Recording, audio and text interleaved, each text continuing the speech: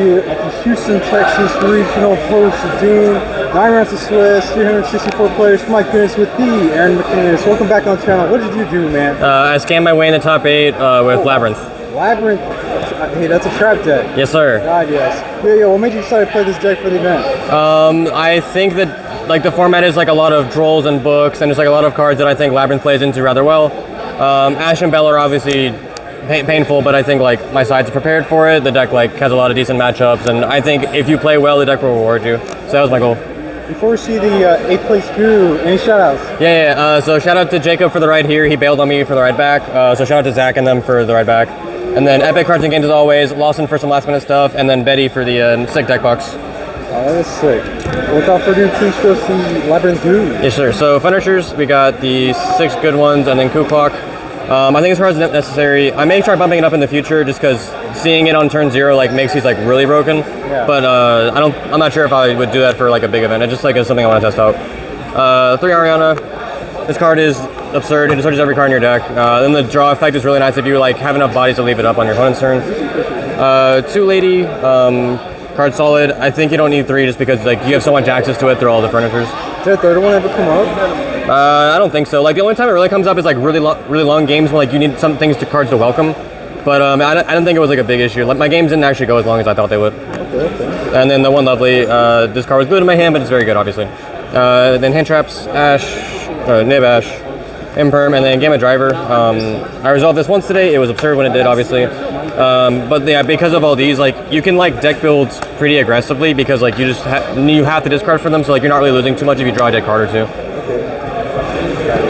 And then spells, 4 pots. I might try bumping this up to 5, but like the deck list is a little tight already, so I'm not sure I have the space. It just really depends on how much on engine you want, and there's 11 right now, and I'm not sure if that's enough already. Did this ever clash? No, because like, you just pitch it. So like you could play 5 or 6 pretty comfortably, and it's like every time you draw a duplicate, it's like, all right, Ariana, search a lab furniture and then pitch it. Were you able to combo off Nib with the furniture piece today? Nib? Yeah, Nib. Oh, no. Nib was really broken for me when it resolved, but I wasn't able to go like Nib effect pitch lap at all. Okay, cool. Then traps, 3 big welcome. This card's the best card in the deck. That's why this build functions so well. 2 welcome. You don't need the 3rd just because the furniture's accesses it so easily. And then you play 2, that way you can like always have 1 engraved to reset itself. Tears of the Overraid. This is originally Dogmatica punishment, but this ended up being absurd. Unchained is like a pretty rough matchup because all of your interruptions are pops. Yeah. So having something like this that like removes it and then also can like get rid of a guy engrave, like reset the blue dog so like they can't use its effect engrave is really nice. 1 barrier. I like this over Eradicator because against purely like they can just chain all their quick plays. So this is like the one card that like guaranteed APKs them and you can just loop it against them. And I think it's just the most value overall. And then 3 Skilldry and 2 Gozen. This is just like to make sure I hit 40. Gozen was really good against Cash. It's good against Unchained if you can like time it correctly. Obviously it's bad against like Rescue A, so it's not like perfect, which is why it's the one that's at 2 compared to Skilldry. You just said it was 40 in the main, right? 40 in the main, yeah. Extra deck, Lingeribo, just for Ibly. It doesn't really come up, but just in case it does, you don't want to lose to it. 3 Muckracker, just because of extravagance. 1 Cerberus is a 15th extra deck slot. I couldn't figure out what to play, so I just threw it in there last minute, didn't come up. Synchros. This could technically be a Stardust and Baron, but I didn't have them access to them right now.